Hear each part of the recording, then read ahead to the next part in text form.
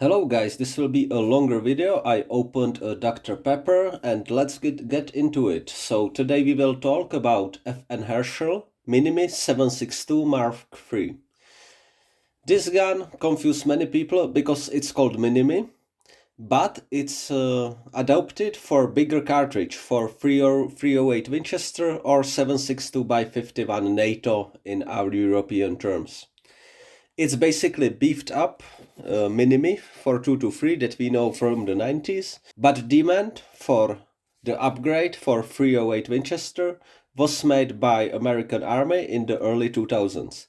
The current version Mark III is further evolution of that. We got those guns delivered this winter by amazing people. Hopefully some of them watching this video, so hello guys. And to get into it, we got whole kits of those, okay? We didn't need to buy single piece, single upgrade. In the basic package, we got the machine gun, we got 2 spare barrels with 3 prone flash hiders, we got silencer per each barrel, so 2 silencers, 2 ammo pouches for 100 bullets in a belt, of course, and ACOG 3.5 magnification, and it's the latest type of ACOG that use the AA battery. It doesn't use the fiber to collect the light or tritium, it's just purely the battery, so you can really set the brightness as you need. And on top of all that, we had an RMR red dot. We also have sling and cleaning kit in this package. So let's go from front to the rear of the gun. So as I mentioned, 3 prone flash hiders, those are, let's say, aftermarket. They were just specified by the unit that was purchasing those to have the 3 prone flash hider instead of the bird cage that would be coming as stock option. For the rest of the video, I will be using the term MINIMI, because this is the term British Army, for example, and many other armies use for this specific weapon, because bigger cartridge, yes, not MINIMI anymore, MINIMI in the soldiers' slang, let's say. So the 3 prone flash hider, it have the proper thread to accept the silencer. Also, each of the prones, it's of slightly different length. From the beginning, I thought that it's because there is little bit of compensation, little bit like the slant brake on AKM, that is just slightly longer on one side, compensate with the pressure of the gases, right? But this feature is not to provide compensation, it's to mitigate the ringing that it's very common for 3 prone flash hiders. When you make each of those prones slightly different size, there does not occur the harmonics that causing that boing sound.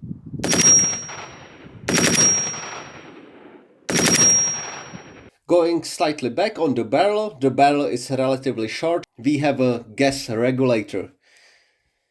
We have basically 2 settings, normal settings, then adverse settings. When the gun becomes slower, become a little bit more dirty, you just open up the gas port slightly more. Also, this port is very easily accessible. You can disassemble the assembly of the gas block easily without tools, just with a little bit of practice, so that's nice. Then we have the front side and carry handle. The carry handle is very comfortable, very well done. You can store it flush with the gun. The handguard, it have integrated rails and rail covers. The rails are solid aluminum, so there is no problem to put laser designators on, which we also did. You can put in front even front handle. One guy had front handle on his MINIMI, and it was very comfortable, very intuitive. Going further back, we have the back rail with very little integrated rear side. The gun fits from the left side. Let's get to the controls. So we have crossbolt safety. That goes nice and easily. We have heavy trigger. It's not 1 stage, 2 stage. It's normal machine gun open bolt trigger. So you push, then it breaks. No problem there. We go further back and we have a very distinct feature of the Mark III variant, and that's a stock. That have many little parts. You can adjust it lengthwise in 5 positions. You can also adjust the cheek rest, which is very comfy if in combination with the optic. Also, this stock was a source of most of the problems that I've seen on our Maximis. It's basically finicky. It tends to unscrew itself even when you take the main screw and you put on Loctite, it still over time work itself out. It's just many little moving parts, although it's very well engineered in terms of how user-friendly it is. It's engineered in a way that when you lay down, your left not shooting hands, typically if you are right-handed, have great access to the ledge with your thumb to adjust the length of pull. At the buttstock we also have shoulder support made out of wire, so that's a nice feature as well. I forgot to mention the bipod, which is good. It folds flush with the handguard, but it's finicky. Like, you really can't smack it around like, for example, PKM bipod. You really need to think a little bit how to slap the gun on the ground without twisting and turning the bipod that is adjustable in 3 different positions. Now we're getting to the optic that we have in this set. As I mentioned, it's ACOG, 3.5 magnification, just perfect combination for this weapon.